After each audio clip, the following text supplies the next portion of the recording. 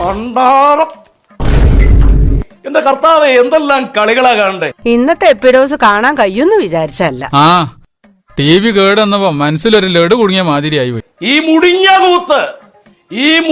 കൂത്ത് നമ്മൾ മലയാളികൾ ഇങ്ങനെ ഇരുന്ന് തന്നെ കാണണം.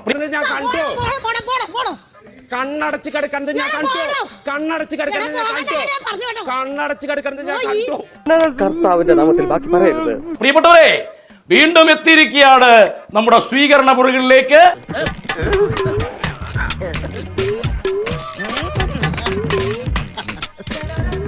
അതെ, ഒരു ദുർഗന്ധം നിറഞ്ഞ മാലിന്യം. പ്രിയപ്പെട്ടവരെ, ഏഷ്യാനെറ്റിന്റെ ബിഗ് ബോസ്. ഞാൻ ചിരിച്ചു പോയനെ.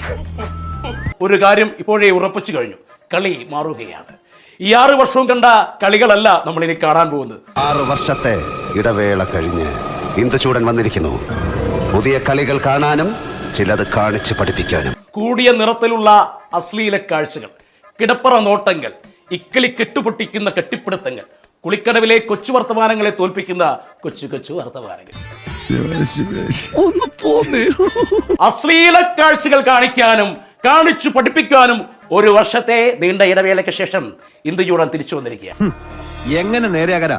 ഈ പുതുവർഷം ഇയാളെയല്ലേ കണി കണ്ടത്? അപ്പൊ എന്റെ കാര്യോ? ഞാൻ നിങ്ങളൊക്കെ അല്ലേ കണി കണ്ടത്? ഒളിഞ്ഞു നോട്ടം.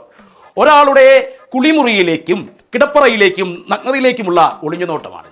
മറ്റുള്ളവരുടെ സ്വകാര്യതയിലേക്കും അവരുടെ സ്വകാര്യ നിമിഷത്തിലേക്കും അവർ അറിയാതെയുള്ള എത്തിനോട്ടം. എനിക്കൊരു സംശയം, ആ ദേവൻ തന്നെയല്ലേ ഇതിന്റെയൊക്കെ പിന്നിലെന്ന്.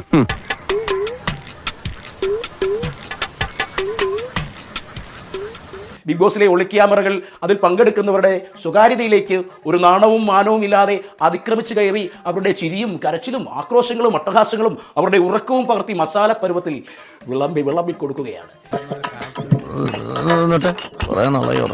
ഓരോ ദിവസവും മാലിന്യ കൂമ്പാരമാക്കുകയാണ്. ഇത് വിനോദമല്ല, ഇത് പച്ചയ്ക്ക് പറഞ്ഞാൽ പച്ച വ്യഭിചാരമാണ്. ചേട്ടൻ എന്തറിഞ്ഞിട്ടായി പറയുന്നത്? ബിഗ് ബോസ് എന്ന് പറഞ്ഞ ഈ കൂതറ പരിപാടി നമുക്ക് തന്നുകൊണ്ടിരിക്കുന്നത് അറപ്പോടെയല്ലാതെ ഈ സാംസ്കാരിക അധംപതനത്തെ നമ്മൾക്ക് എങ്ങനെ നോക്കിക്കാണുകയാണ് ചെയ്യുന്നത്? എന്താ പറഞ്ഞ അശ്ലീലം പറയുന്നത്? ബിഗ് ബോസിന്റെ പേരിൽ മാത്രമേ റിയാലിറ്റി ഉള്ളൂ, പേരിൽ മാത്രമേ ഉള്ളൂ. അതിൽ നടക്കുന്നതും അതിൽ കേൾക്കുന്നതും റിയൽ അല്ല. എഴുതിയത് വെട്ടി ഒതുക്കിയത് വീണ്ടും തിരുത്തിയും തയ്യാറാക്കുന്ന തിരക്കഥയിലെ ആട്ടക്കാർ മാത്രമാണ്. ബോസിന്റെ ആൾക്കാർ ഇപ്പോഴും ഉണ്ട്. പേടികൊണ്ടാ അനങ്ങാത്തത്. താരത്തിന് ഒത്തു കിട്ടിയാ അവര് ചുമ്മാ ഇരിക്കൊന്നുമില്ല. പിന്നെ അങ്ങനെ പേടിച്ച് ജീവിക്കാൻ പറ്റുമോ? കുളിമുറികളിലും കിടപ്പുകറകളിലും ഒന്നിലധികം ക്യാമറകൾ ഇങ്ങനെ കടന്നു ചെല്ലുക. കറുപ്പിലും വെളുപ്പിലും വർണ്ണങ്ങളിലും അവിടെ കാണുന്ന കാഴ്ചകൾ അവർ ഇങ്ങനെ ഒപ്പിയെടുക്കും. അഴിച്ചു തുടങ്ങി. അതെ, തുടങ്ങും. ഞാൻ നോക്കട്ടെ. അവര് ഡ്രസ് അയച്ചു, പക്ഷെ പിന്നെ ഇട്ടു. ബിഗ് ബോസ് ഒരു റിയാലിറ്റി ഷോ അല്ല. മറ്റുള്ളവരുടെ വീഴ്ചയെ ഒരു ലജ്ജ കൂടാതെ ആഘോഷിക്കുന്ന സാംസ്കാരിക പതനമാണ് ബിഗ് ബോസ്. അവൻ പറയുന്നത് സത്യമാണെന്ന് എന്റെ മനസ്സ് മന്ത്രിക്കുന്നു. ആയിക്കോട്ടെ. ചോദ്യം ഒന്നേ ഉള്ളൂ, ബിഗ് ബോസ് എന്ന ഈ വൈകൃതം എത്ര നാൾ കൂടി ഏഷ്യാനെറ്റിൽ ഉണ്ടാവും എന്നതല്ല എന്റെ ചോദ്യം. ഈ ലൈംഗിക വൈകൃതത്തെ എത്ര നാൾ നമ്മൾ കാണികൾ കൊണ്ടു നടക്കും? അത് മാത്രമാണ് പ്രിയപ്പെട്ടവരെ എന്റെ ചോദ്യം. ഈ ഓളം വെട്ടുള്ളവന്മാരെല്ലാം കൂടെ എന്റെ തലയിലോട്ടാണല്ലോ വരുന്നത്. ഒന്ന് പോയി തരാം. അവരെയും പഠിപ്പിക്കാൻ ഞാൻ പോകുന്നു. ബൈ.